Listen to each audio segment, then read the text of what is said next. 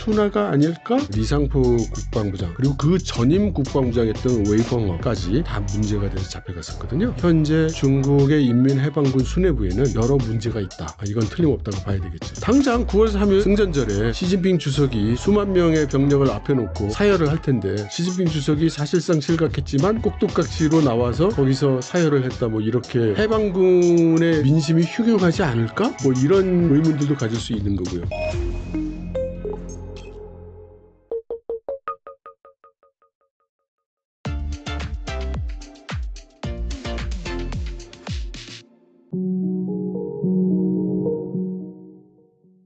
이철 박사님 모셨습니다. 안녕하세요. 네, 안녕하세요. 네, 또 박사님 모시고 또 중국 관련해서 또 핵심 이슈 하나 살펴보도록 하겠습니다.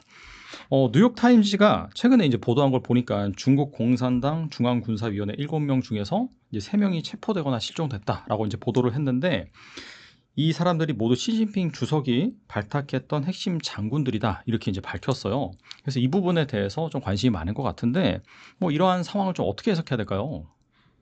예. 확실히 이 군사위원회 성원 중에 처벌을 당하게 된 사례가 나타난 거는 굉장히 특이한 큰 사건이고요. 다만 이거를 시진핑 주석의 권력 약화라든지 또는 실각이라든지 이런 것으로 이어서 해석하기에는 좀 무리가 있어 보입니다. 그리고 이것이 어느 날 갑자기 나타난 현상은 아니고요.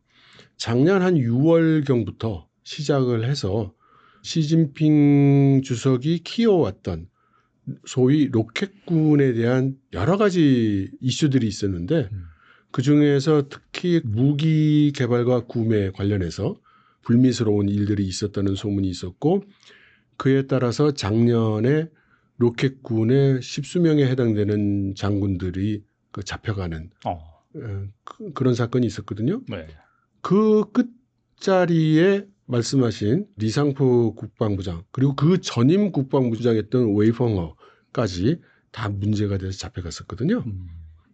그리고 작년 12월 31일 마지막 날에 국방부장이 새로 임명이 됐는데 동준이라고 하는 해군 장군이 국방부 장관이 됐어요. 네.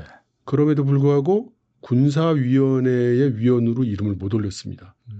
그래서 이것은 임시 조치로 해석되는 것이고요. 따라서 지금 현재 중국의 인민해방군 수뇌부에는 여러 문제가 있다. 이건 틀림없다고 봐야 되겠죠. 하지만 그런 것들이 이제 시진핑 실각과 연결 짓는 건 다소 좀 무리가 있다. 그렇게 이제 볼 수 있는 거겠네요. 네. 그리고 최근에 후추나 중국 인민정치협상회의 부주석의 공개 행보가 뭐 눈에 띈다 이런 얘기가 나오더라고요. 후추나는 최근 경제체제 개혁 심화 주제로 열린 정협 상무회의를 이끌었는데 이게 부주석 서열 2위인 후추나가 상무회의를 이끈 것이 좀 이례적이다라는 평가를 뭐 받고 있어요. 한때 후진타오 전 주석이 후계자로 낙점한 후추나의 정치 활동이 강화된 것은 좀 어떻게 해석해야 될까요? 그 후추나에 대해서 사람들의 시선이 집중되는 것은 그동안 후추나 부주석이 죽은 듯이 조용히 지냈기 때문입니다. 그렇죠. 활동이 거의 없다가. 네. 활동이 사실은 있었는지 없었는지도 모르죠. 그러니까 매체에서 보도를 하지 않았고 일단 중국의 국영 매체에서도 보도를 하지 않았고 해외 매체에서 보도를 하지 않았는데 최근에 미디어에 나타났기 때문에 이것이 이제 언론들의 관심을 받게 된 거죠. 왜냐하면 최근에 와서 뭐 시진핑 실각설이니 이런 믿기 어려운 이야기들이 많이 소문이 돌다 보니까 시진핑 실각을 한다면 그 다음은 누구냐라는 질문이 자연스럽게 떠오르게 되는 것이고 그렇다면 원래 격퇴 지정을 받아서 차기 지도자로 내정이 돼 있다는 후추나가 아닐까라고 하는 이제 그런 추측성 이야기들이 이제 돌아다니는 거죠. 맞아요. 네. 예, 그러다 보니 후추나 관련된 기사가 오랜만에 나타나니까 이게 무슨 일이야? 특종이다 이러면서 이렇게 얘기를 하는 거죠. 네. 근데 사실 보면은 뭐 별로 중요한 일 아니에요. 예, 정협이라는 조직 자체가 사실은 흔적기관 같은 조직이고 예, 뭐 그렇게 중요한 일을 하는 것도 아니기도 하고요.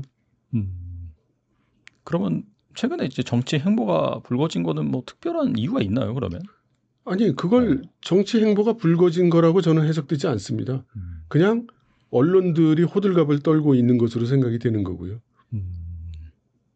그래서 그 회의에서 뭐 무슨 결론을 내렸답니까? 그러니까 그 회의를 주재한 것 자체가 이례적이다. 뭐 이런 평가 그러니까요. 나오더라고요. 네. 네, 네. 원래 회의를 주재할 사람이 주재를 했는데 그게 왜 뉴스가 되는지 모르겠어요. 그러니까 원래는 1인자가 해야 되는데 뭐 2인자가 주재를 했다? 그런 식으로 좀 부각시키더라고요. 그러니까 좀 과도한 지레짐작이라고 생각합니다. 네. 그리고 한편 중국 공산당이 최근 시진핑 주석의 집권 이후 13년간 뭐 연설 165편을 담은 어록을 출간을 했는데, 그런데 이 시 주석의 권력 이상설이 해외 매체를 통해서 끊임없이 제기되는 가운데 뭐 맞춰서 나온 것이라서 아무래도 이번 어록 출간 단순한 성과 정리라기보다도 뭐 최근에 뭐 불거지는 그런 실각설을 좀 의실해서인가요? 어떻게 보세요? 다 낭설인 것 같습니다. 네, 다 낭설인 것 같고요. 네. 일단 그 해외 매체에서 시진핑 실각설이라고 말씀하셨는데, 제가 아는 한 시진핑 실각설을 이야기한 해외 매체는 없는 것 같습니다. 말씀하신 건 아마 이런저런 유튜브 채널들이 그런 이야기를 떠드는 데가 있죠. 근데 저는 별로 그 신빙성이 있는 그런 내용이라고 생각하지 않습니다. 당장 9월 3일 그 승전절에 시진핑 주석이 수만 명의 병력을 앞에 놓고 사열을 할 텐데, 그럼 그 사람들은 그걸 어떻게 해설할지 모르겠네요. 뭐 시진핑 주석이 사실상 실각했지만 꼭두각시로 나와서 거기서 사열을 했다, 뭐 이렇게 또 이야기를 둘러댈지 모르겠습니다만, 저는 그 시진핑 실각설은 근거를 찾기가 좀 어렵다고 생각합니다. 그런 것 같아요. 9월 3일 날 이제 어떻게 하는지 보고 실제 실각이 되는지 안 되는지 알 수가 있다. 뭐 그런 식으로 해석하는 것 같더라고요, 보니까. 예. 그리고 지난 16, 17일 베이징 천안문 광장에서 항일 전쟁 승리 80주년 기념식 리허설이 열렸는데, 신형 전차와 해군의 수중 무인 체계가 처음 공개돼서 주목을 받았는데요. 다음 달 3일 전승정 열병식을 앞두고 중국이 최신 무기와 잠수정을 잇따라 내세우면서 전력을 과시하고 있는데, 이를 단순한 체제 선전으로 봐야 될지 아니면 실제로 이 전쟁을 대비한 움직임이라고 봐야 될지 어떻게 보시나요? 그 일단 제일 큰 목적은 그 둘 다가 아닐 겁니다. 제일 큰 목적은 아까 말씀드렸듯이 작년에 그 로켓군의 일련의 그 불미스러운 상황이 있었고, 네네. 로켓군 장성들이 다수가 체포되는 그런 일도 있었잖아요. 그러면 당연히 지금 로켓군 괜찮은 거야? 이런 의문이 떠오르고, 그럼 당연히 그 잡혀간 이유가 군수 관련한 부정, 신무기 개발에 대한 문제라고 지금 다 이렇게 이야기가 돌고 있는데, 그러면 인민해방군이 개발했다는 무기는 제대로 개발이 된 거야? 그 무기들은 제대로 나온 거야? 품질에는 문제가 없어? 기능에 문제가 없는 거야? 이런 의구심들이 당연히 일어나지 않습니까? 그렇죠. 그리고 해방군의 그 민심이 휴교하지 않을까? 뭐 이런 의문들도 가질 수 있는 거고요. 그러니까 시진핑 주석 입장에서는 그러한 의문들을 일소할 필요가 있죠. 그래서 대규모로 9월 3일 전승절 군사 퍼레이드를 보이면서 새로운 무기도 많이 보여주고, 우리가 지금 개발해온 무기에 신무기 문제없다. 그리고 우리 인민해방군 문제없다. 우리 인민해방군 싸울 준비가 되어 있어. 그리고 해방군은 나에게 충성하고 있어. 이런 것들을 이제 보여줄 정치적 필요성이 있는 거겠죠. 한간에서 나오는 그런 뭐 루머 이런 것들을 잠재우기 위한 그런 액션이라고 볼 수도 있겠네요. 그러면. 예, 아마 그런 루머가 시진핑 주석한테 중요하기보다는 중국 내부의 여론, 중국 내부의 의구심들을 일소할 필요가, 그것이 가장 우선이겠죠. 그러니까 그런 얘기들이 계속해서 나오니까 중국 내부에서도 뭔가 이상한데? 라는 그런 부분을 불식시키기 위한 그런 뭐 액션이다. 그렇게 보는 건가요? 그러면? 그러니까 그 말씀이 맞는데, 원인 결과 관계를 외부에서 그렇게 얘기하니까 내부가 거기에 대한 의구심을 가질 것이다 라는 그 부분이, 그 원인의 인과관계가 그렇게 성립된다고 보지 않습니다. 그러면은 그냥 로켓군 이거는 그냥 원래 팩트니까 그런 부분에 대해서 뭐 네. 내부의 그런 의구심을 불식시키기 위함이다. 그렇게 정리하면 될까요? 네. 그리고 트럼프 대통령은 시진핑과의 통화로 자신이 재임하는 동안에는 뭐 중국이 대만을 침공하지 않을 것이다라는 약속을 받았다. 이제 네. 그렇게 밝혔는데요. 반면 중국 외교 당국은 별다른 입장을 내놓지 않고 있어서 과연 중국이 이 미국의 입장을 뒤로 하고 대만 침공을 고수할 수 있을까요? 어떻게 보세요? 미국의 입장이라기보다 시진핑 주석이 그런 발언을 했을까 안 했을까 이렇게 생각해 본다면 안 했다면 중국 정부가 그런 식으로 얘기하지는 않았을 겁니다. 안 했다 우린 이렇게 얘기할 거예요. 근데 그렇게 얘기하지 않고 이것은 대만 문제는 우리 내부 문제다 이렇게 얘기를 했거든요. 그것은 아마도 시진핑 주석이 정말로 그렇게 말을 했을 가능성을 시사한다고 봅니다. 하지만 문맥이 중요한 거죠. 무슨 얘기를 어떻게 하다가 그 발언이 나왔는지를 모르는데 그 문장만 딱 따가지고 내가 대통령으로 있으면 시진핑 주석이 대만을 공격하지 않는다고 해서 이 부분만 딱 따가지고 해석할 수는 없다고 봐요. 그러면 예를 들어 트럼프 대통령이 한 연임을 한 번 더 하면 지금 미국 헌법상으로 못하는 걸로 알고는 있습니다만 네네. 만일에 그런 일이 발생한다면 그러면 중국 공산당은 트럼프 씨가 또 대통령을 하니까 우리는 대만 공격 못하겠네 이럴 거라는 뜻일까요? 그러니까 이것도 앞뒤 상황과 문맥을 파악해야 정확한 해석이 가능할 것 같습니다.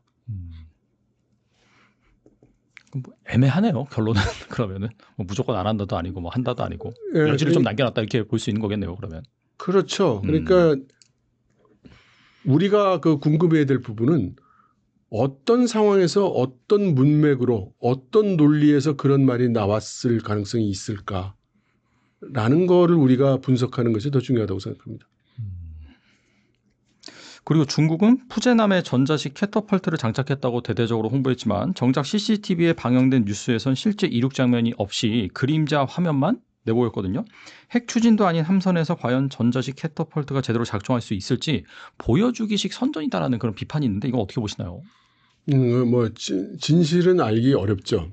그런데 푸제남의 캐터펄트가 올라가기 전에 그 전에 그 중국이 만든 우리로 치면은 독도함 같은 강습함에 전자식 캐터펄트가 먼저 장착이 됐었습니다.